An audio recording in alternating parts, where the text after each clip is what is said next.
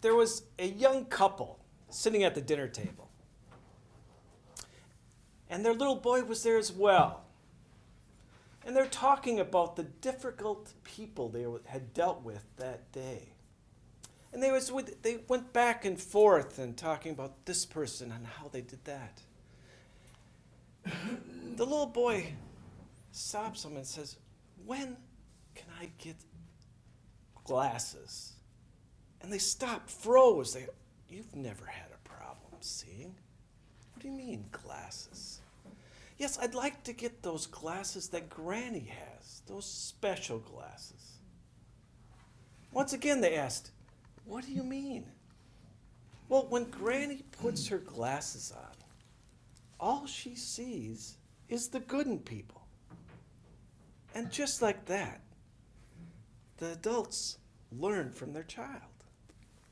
Madam Toastmaster, Toastmasters' most welcome guests.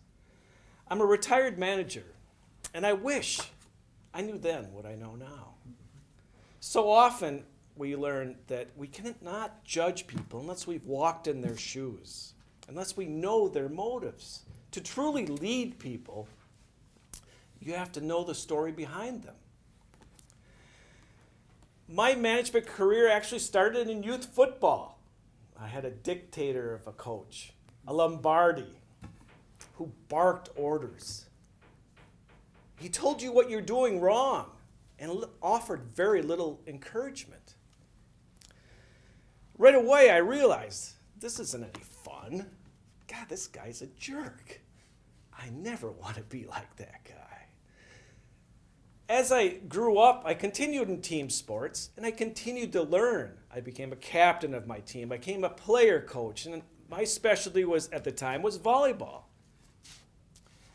I advanced in that team sport, and then I went on to learn more techniques to bring up my team to become a better team manager. I took classes. I was promoted to the George Thompson Volleyball Club, and I coached in that club. And instead of getting paid, they offered more coaching classes.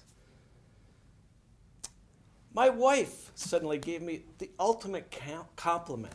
She said, "Jeff, with all these coaching classes, you've become a better parent."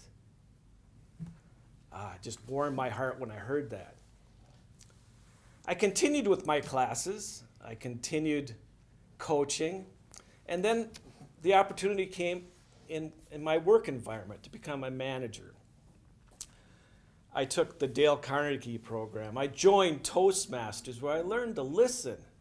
And then I even learned from Kelly the importance of our evaluations, the feedback. We call it the sandwich technique. And on using that technique, once again, I got the ultimate compliment. One of my guys comes up to me and says, "Coach, this Toastmasters thing is really kind of helping you. I noticed that you're becoming a better manager." Once again, my heart was warmed. Along the way, there's these pitfalls. You recognize these difficulties. Dealing with a team environment, you have that kaleidoscope of different talents. You really have to mesh the personalities. There's actually a technique that you have to try and practice and see who works with one another.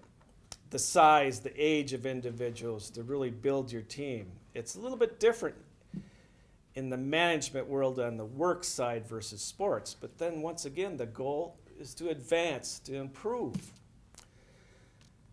Once in a while you get an individual or a manager that what I call is once again the Lombardi style.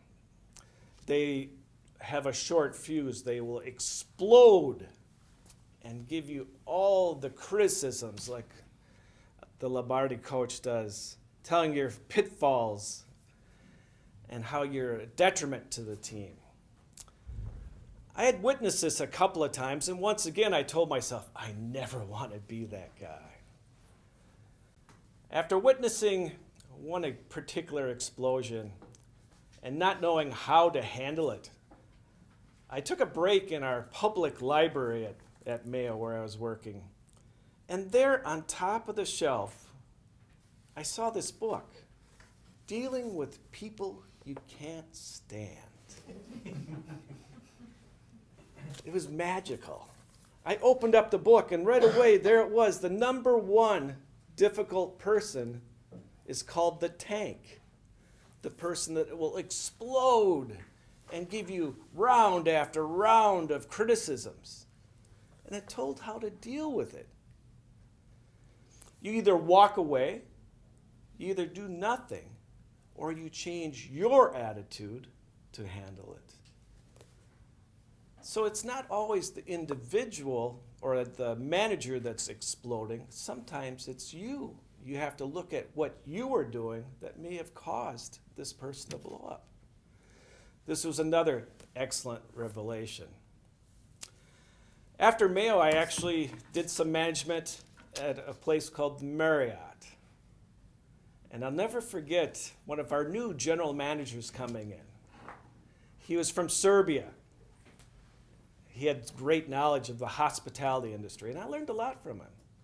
We were discussing some of the difficulties of some of the other managers and some of the training we were going to go into. I'll never forget his wisdom, his words of wisdom one day. He says, "You know, Jeff, life is not rainbows, unicorns, and poopy dogs." I agreed with him completely. I said, "Yes, Mickey, sometimes you have to put on these special glasses."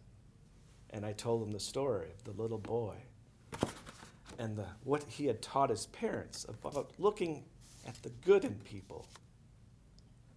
Madam Toastmaster.